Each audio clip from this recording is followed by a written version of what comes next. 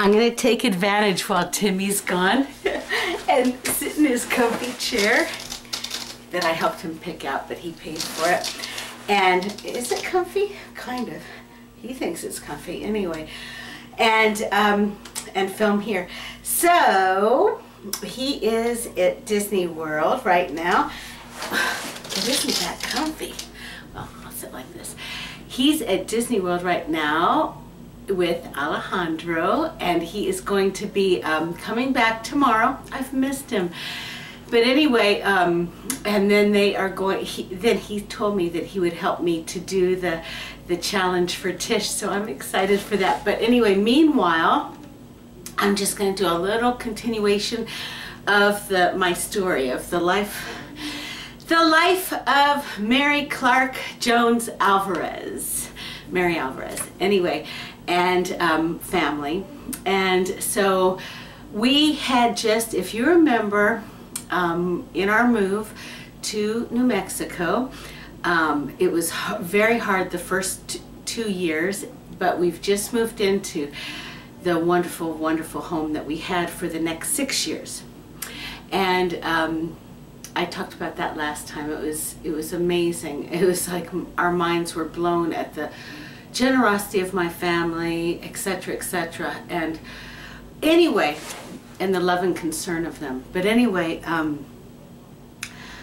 so the next 6 years were probably some of the most normal times of our life.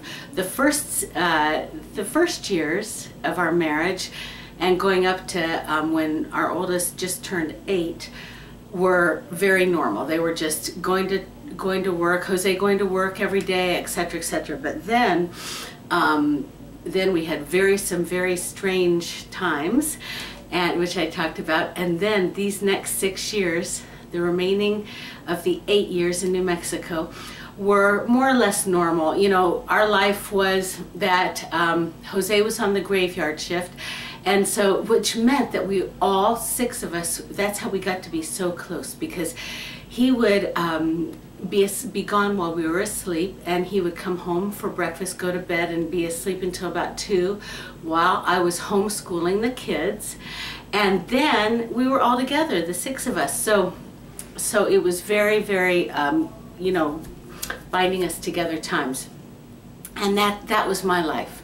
And, you know, and also, you know, being amongst the Native Americans and learning their culture and learning how to live by faith, because we still, even though we had our home and Jose now had a job, we still were learning how to live by faith, because it wasn't always that comfortable. We just had to very watch it and make sure and that you know, we were using every penny according to his will, because Jose did not make much at the local Christian station, and I was a stay-at-home mom.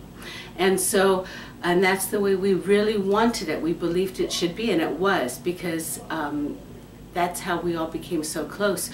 But, and thank God, listen to this, even though I was the worst student in the world, it's like God's grace was there to homeschool them, and he just gave me wisdom. All I did was make sure that they read their textbooks, and I was with them and encouraged them and helped them. But as far as I was concerned, I don't know how I graduated from high school. I pretty much had an 8th grade education, because my high school years were the missing years, you know, on drugs, etc. So I homeschooled them, just me and the curriculum, which was extremely good curriculum, for the first, until they graduated from 8th grade. And then the rest was on DVDs. So, and you know what? The best thing I ever did was teach them how to, oh, that spray went off. The best thing I ever did was teach them how to read their textbooks, because, and I used to condemn myself thinking that I was the most uncreative homeschool teacher, but it turned out to be a blessing in disguise, because since the only thing I knew how to do was teach them how to read their textbooks, that's why in college they get A's. In nursing school, Hannah gets A's. How did that happen?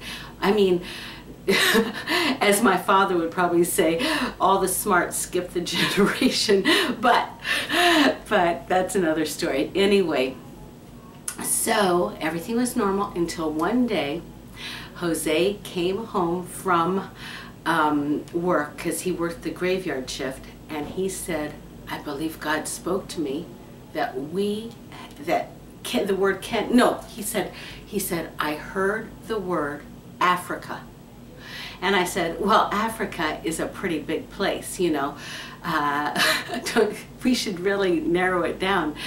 But then, so we started to really pray together, and we both felt the word Kenya. And so I will leave it there, because there begins the next big faith journey. And the coming stories are weirder than what I've talked about so far. And you know what I've talked about so far, we had pretty weird life.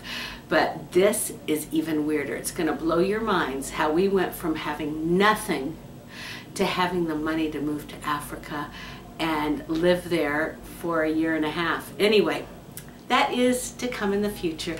But that is all for now. And I don't know how long until I get up the one about Tish. You know, my Tish competition that some of you know about. But I'm really excited, and I hope I have good ideas. Anyway, that's all for now. I love you guys. Bye. Wait, how do I...